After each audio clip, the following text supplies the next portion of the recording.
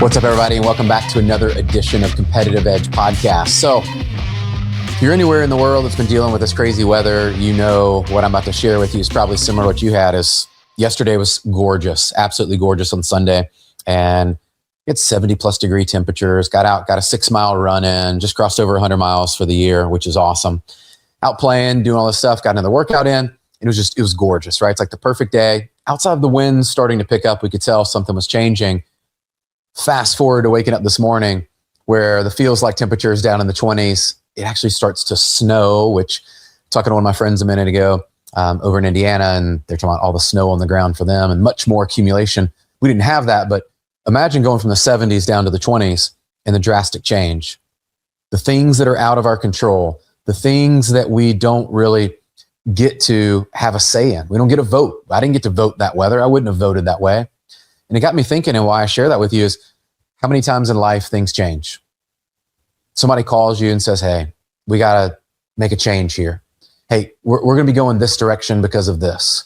Hey, we were doing this process over here, but I need for you to start picking up these responsibilities. Just look at what's happened with AI and technology. And a lot of people of recent, I've seen, they were huge ChatGPT fans. And now they're moving over to Claude or other tools. And things are constantly changing.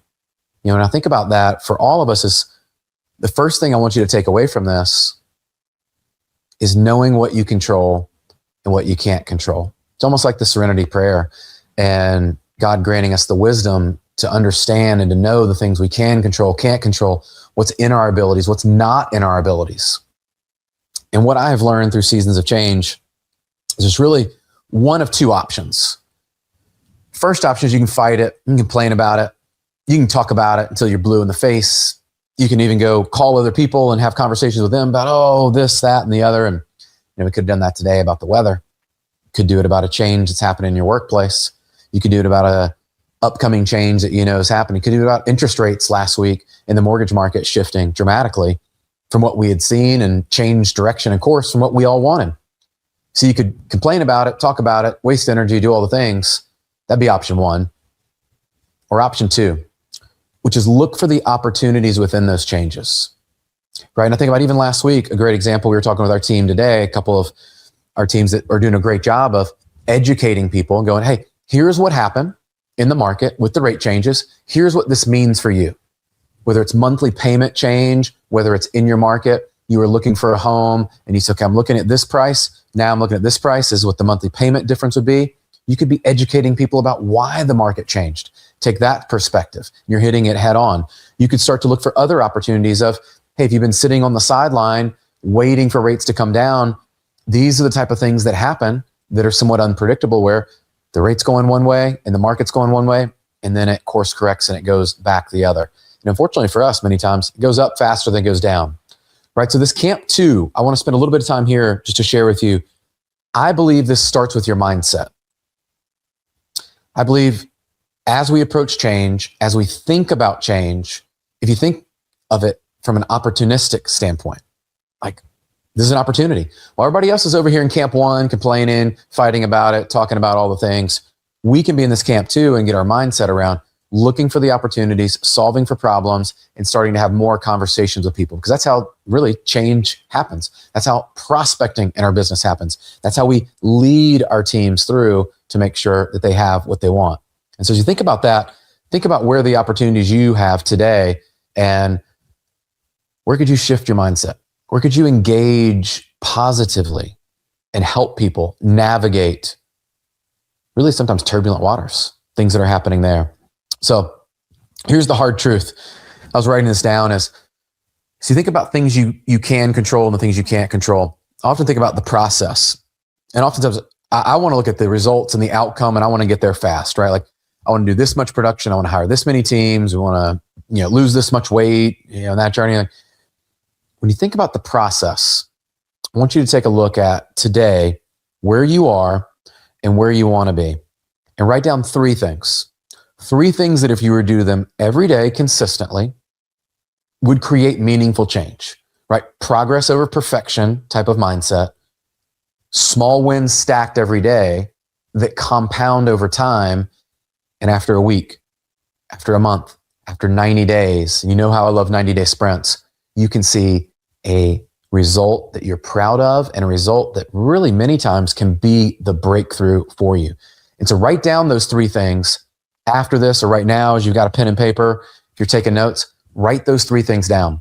I was doing this in my own business, a little bit of planning of Q2 coming up. Where do we want to go? Not only in the business, but in my health journey and in life. Where are the things that are going to make the biggest difference? And just simplify it down. Find those things that if you did them consistently with excellence, would create the breakthrough for you. I think that's what we're all looking for. And I call this really the athlete mindset. So as I was writing some of this down, I thought about your positioning in the market, your communication, your preparation. All of these things matter. When you think about your positioning, how are you positioning yourself in the marketplace? In that camp 1 we talked about, or camp 2? I can tell you people are going to gravitate to camp 2 for solutions, and they're going to come to those people for actual results. While camp 1 might be a little more crowded. You might get more likes, you might get more comments because negative news sells. We know that. But I want you to focus on and reframe this, and you want to be in camp 2. You want to be in the group that's talking about and promoting solutions and opportunities, not the negative stuff that everybody has. Then communication. Think about how many conversations you're having a day, how many people you're reaching out to that can help you. In my business, what I know is all of the breakthroughs, all of the wins have come from people, right? Even this year with the 4 teams that we've hired, I think about the people are what are driving the business, the right people. And today on a coaching call, I was thinking back to, the targeted avatar for people that we've attracted that are succeeding today. What are some of those characteristics? What are the things that they're doing well? How do we find more people like them? And if you're having an opportunity now where you've got some success, but you want more, which is a great place to be, start to look at where you're already having wins today. And if you were to double down, triple down with those and go deeper on your relationships, how much more could you do? And then look at those people having success today, either clients, referral partners, people on your team today. And could you replicate and go find more people like them? Ask your team today, right? Ask them who they know. Simple things. Once you get clarity of who you want, then you start to go after them and attract them through your communication. And then the last one, preparation. We can never stop preparing for the next opportunity. The next opportunity it could come tomorrow. It could come next week. You don't know. It's not announced. It doesn't tell you in advance. But what I've found is the most prepared are the ones that win. And I think about this last change that's happened through March, even with the weather yesterday. Are you prepared?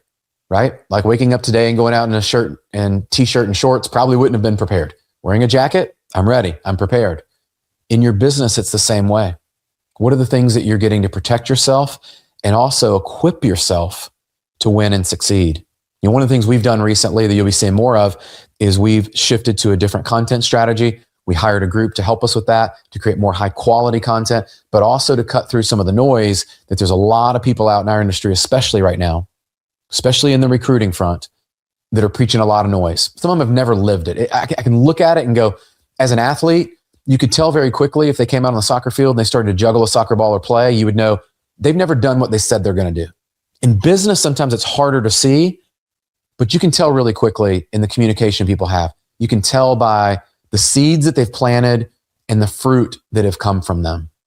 And I look at that and go, today, if you're in a spot and you're looking for, how do I get in the right environment? How do I discern the right groups to go to, the right events to go to, the right teams to be a part of, the right masterminds, wherever it might be, wherever you're going to spend your time with other people, start to look at the fruits, start to look at the people from this that have grown, that they have results. They didn't just come in successful and stay successful. They came in with a desire to grow and to mature, similar to you and your story. And you can see where they started was like where you are, and you can see where they've grown and gotten to. See, those are the wins. Those are the people I want to be around. I want to know how they went from here in point A that they were at to the point B that they got to. So as you're looking today, discern through that. That is happening in our industry more than ever now, where people are selling the hype dream. They're selling things that they've actually never done before. And if it was like sports, we could call them out and we could see it very quickly.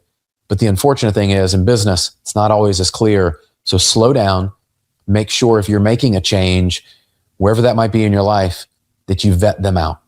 Right. And I saw it in a post the other day of someone, if you were hiring a personal trainer in your life, you would want that personal trainer to be fit, Like in some regards, you'd want to go, they have an elite body that I want to emulate, right? They have things that I go, man, that's what fitness looks like for them and health. And they're doing all of these things, right? It wouldn't be the person that was completely unhealthy, didn't do any blood work, didn't work out and do things, didn't really care what they ate. Like you wouldn't hire that personal trainer to help you create your breakthrough. The same's true in business. So as we conclude on this, guys, I want to share this with you is just like the weather changed, didn't have control of it.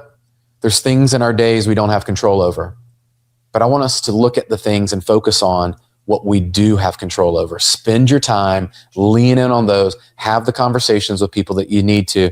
And just like the opportunity with the weather, we adapt, we adjust, and we execute the plan. I believe Q2 is going to be separation season for so many, and it's going to be a great opportunity for those that are prepared and they're ready to attack. So let that be you. Guys, thanks for tuning in to another episode of Competitive Edge Podcast. Reach out, DM me, let me know if there's anything we can be doing, topics you want to hear about, and always leave us a review. We love those. Let us know how we're impacting you, what stood out to you on the show. Drop the 5 stars, and then make sure you share this with a friend. Appreciate you guys. We'll see you on the next episode.